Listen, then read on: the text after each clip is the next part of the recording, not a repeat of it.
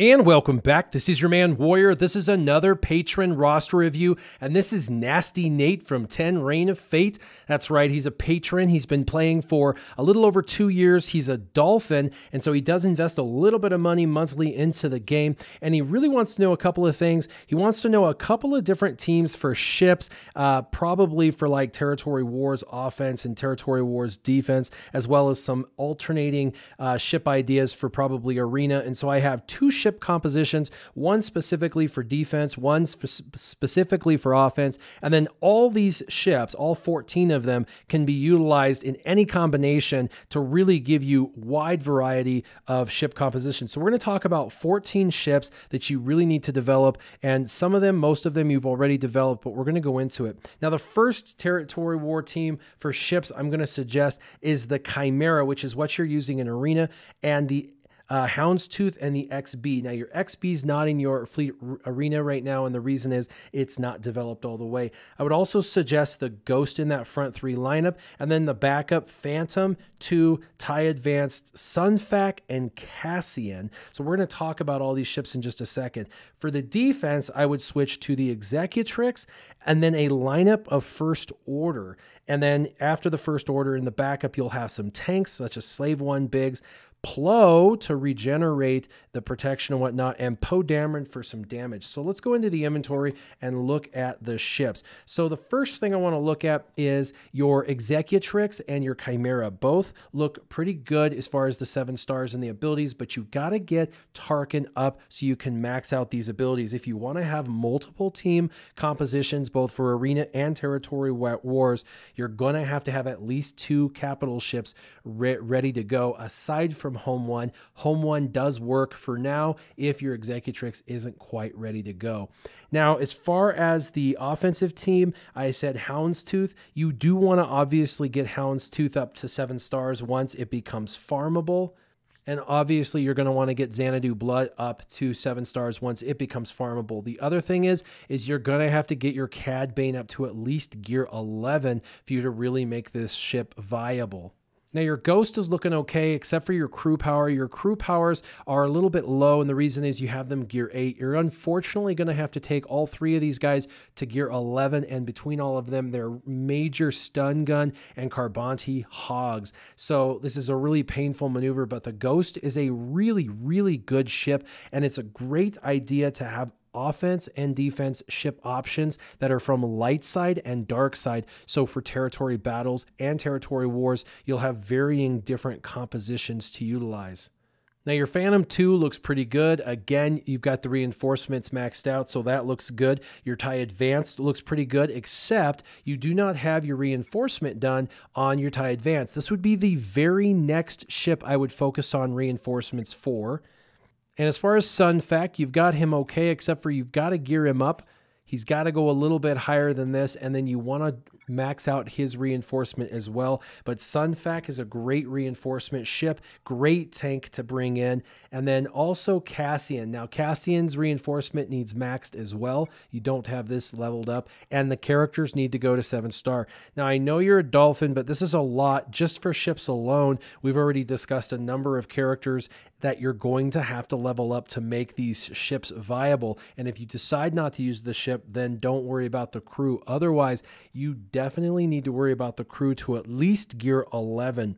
Now, we're going to move over to, aside from this team, the actual offensive team, because this team I talked about is probably a really good defensive squad to put in either Arena or put into Territory Wars. And so let's talk about kind of a unique team you can take in and really chew through about anything.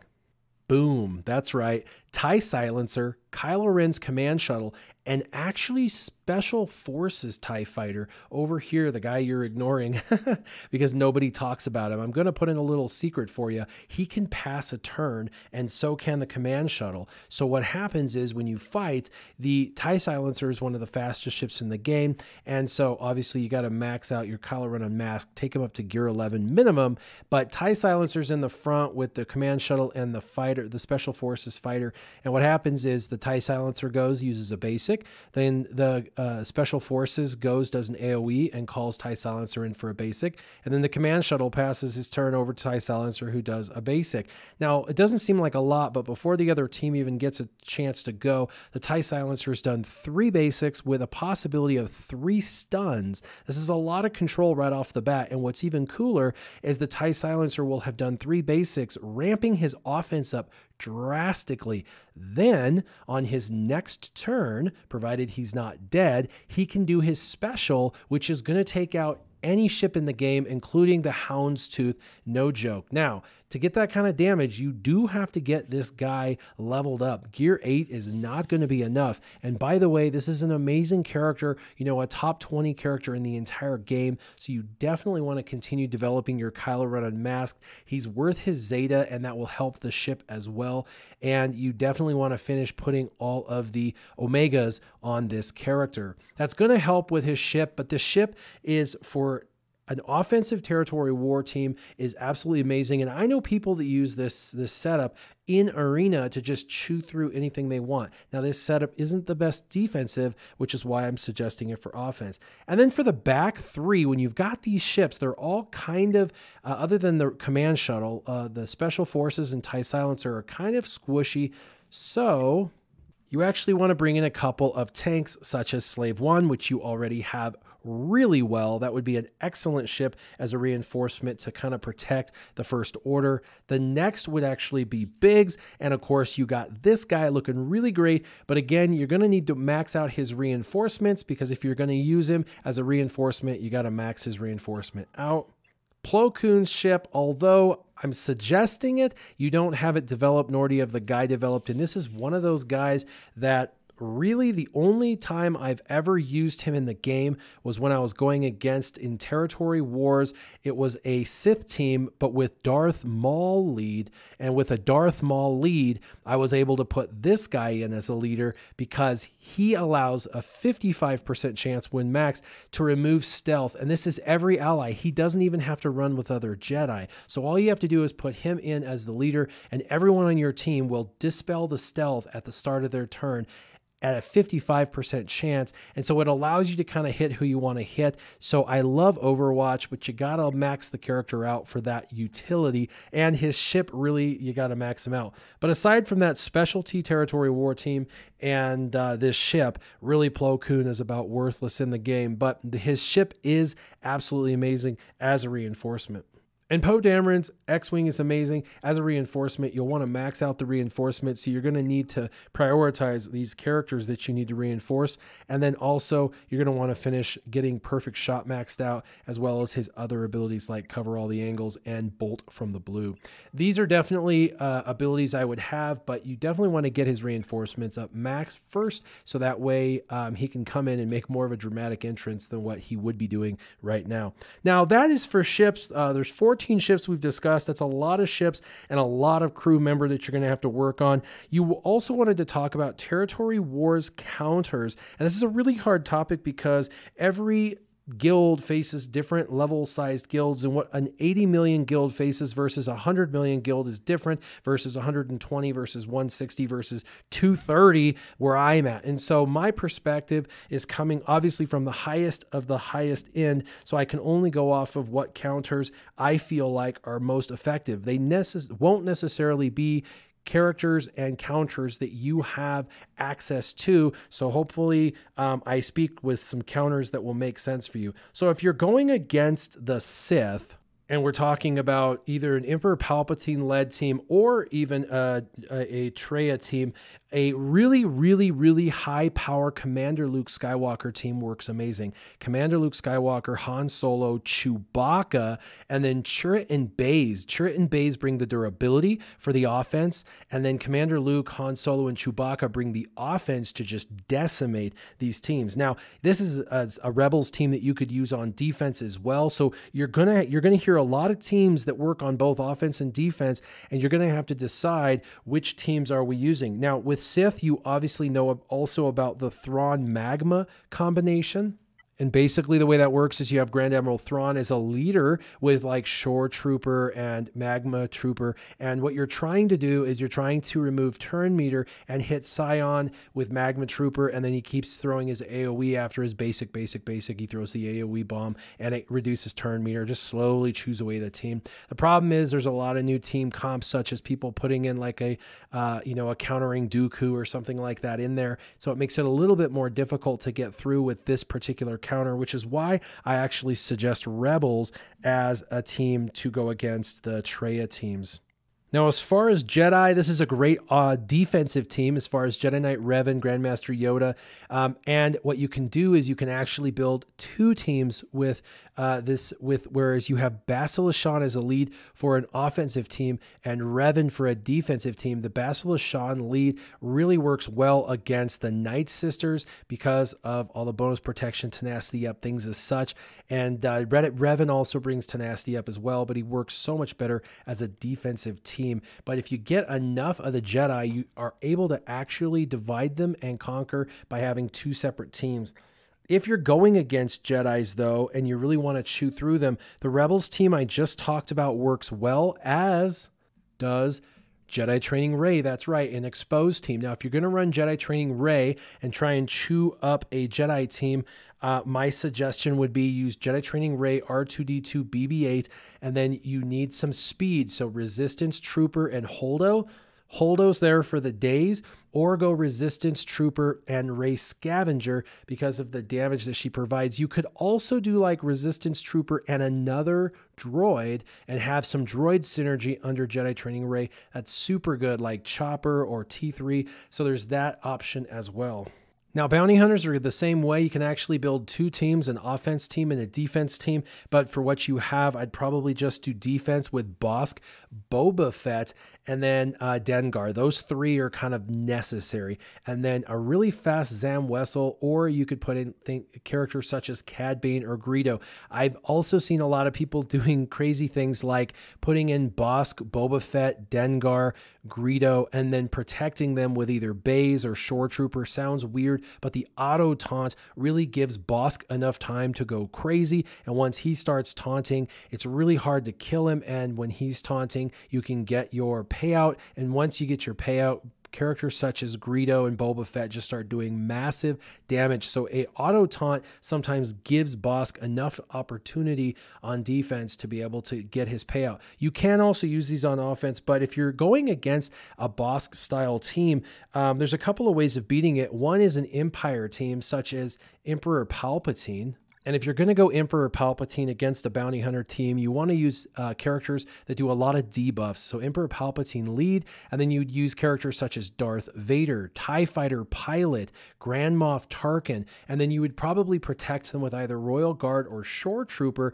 just in case there's some damage coming back your way that you don't lose your characters that you're needing to complete this. But with these characters laying down the debuffs such as Tarkin or TIE Pilot, what's going to happen is it's going to feed a ton of turn meter and you'll get that off. Plus, Emperor Palpatine can shock, and there's a possibility of getting a stun. Now, a lot of people build their bounty hunters very tenacious, so keep that in mind that debuffs are going to be harder to apply if they've built their bounty hunter defensive teams correctly. Another team that can take out bounty hunters is Imperial Troopers. That's right, Imperial Troopers work really, really great, but the one key that you really need to make these guys click is actually Range Trooper. He's the durability piece that you need when you're doing territory battles long-term or territory wars offense to really make sure that you get through the defensive team that's just, chattering away and destroying your offense. So Range Trooper, I know, is a tough farm right now, really, really tough farm. You've got him 5 stars, so it looks like you're focused on him, but definitely he needs to make the team for sure. Also, if you're using Death Trooper inside of like an Empire Thrawn Magma team, that's fine. You could still use Veers, Stark, Snow Trooper, Shore Trooper, and Range Trooper as the 5 for this team. And this team will walk through almost anything, including Night Sisters. So keep that in mind because this is also a counter to the Night Sister teams as well.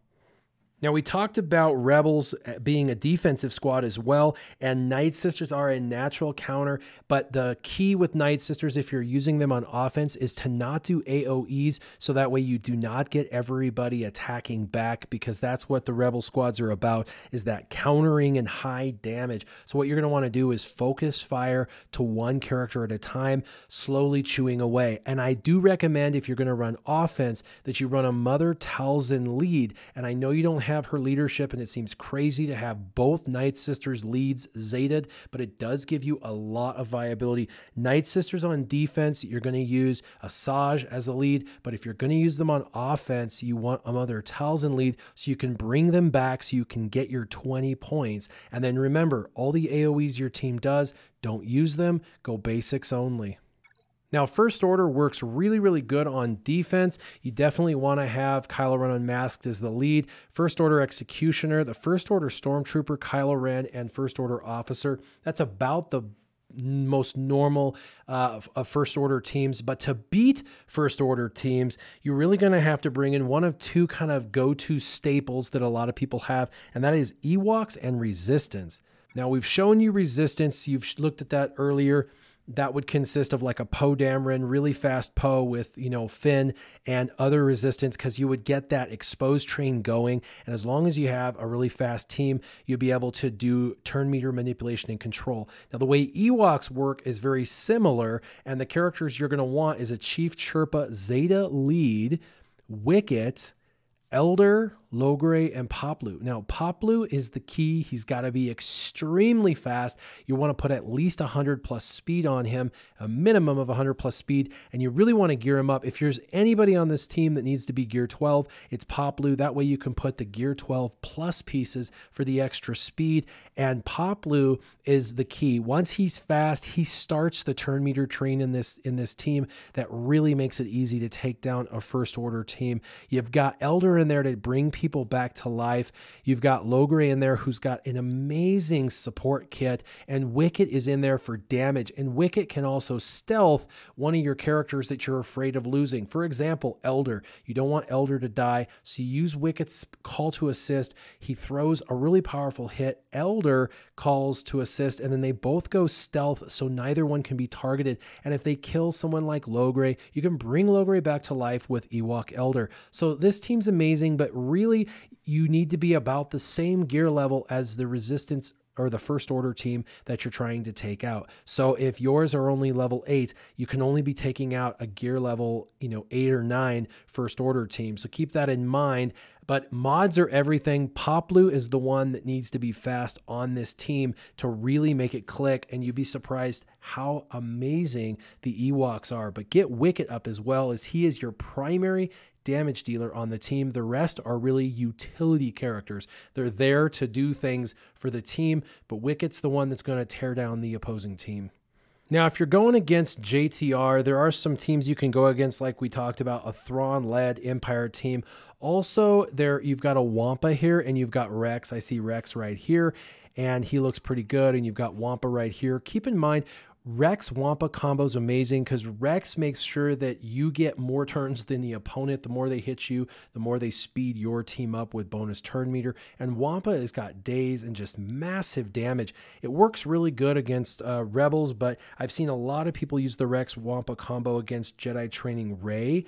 Dazing the droids, especially when Jedi Training Rey is running with droids, works really well. And Wampa does a ton of damage. Now, you can do other characters with Rex and Wampa, obviously. There's a whole bunch of different characters you can combine, but those two can really put any 3 characters behind them, and you're going to find much success. You could put Baze and Chirrut behind Rex and Wampa, and it's going to really provide durability for that team. So there's just a lot of different combinations that you can kind of do with them. But Jedi Training Rey, you can also use you know, rebels to counter, as well as a Thrawn-led Empire team, because a Thrawn-led Empire team, they can cleanse and regenerate protection as long as you have the Zeta on him. And then for Night Sisters, I've already said Night Sisters are Imperial Troopers. If you've got Imperial Troopers, they can take out Night Sisters, as well as using Night Sisters to take out Night Sisters. That's right. A lot of people do that. They'll use the Asajj lead to take out the Mother Talzin lead, because you will get the bonus damage and speed bonuses, which will really speed your team up and help you priority target and kill off the other team faster than you would if you went Mother Talzin versus Mother Talzin. Well, I hope this helps with some of the territory war counters. I hope you took good notes, because if you didn't, boy, I tell you what, you're going to have to watch this video 100 times. I'm sure you're going to have lots of questions, so make sure to hit me on the private Discord chat and we'll talk about it. Nasty Nate, if you have any other ideas about what he should be doing for Territory Wars offense and defense, leave them in the comments down below, and keep your gaming on. Warrior out.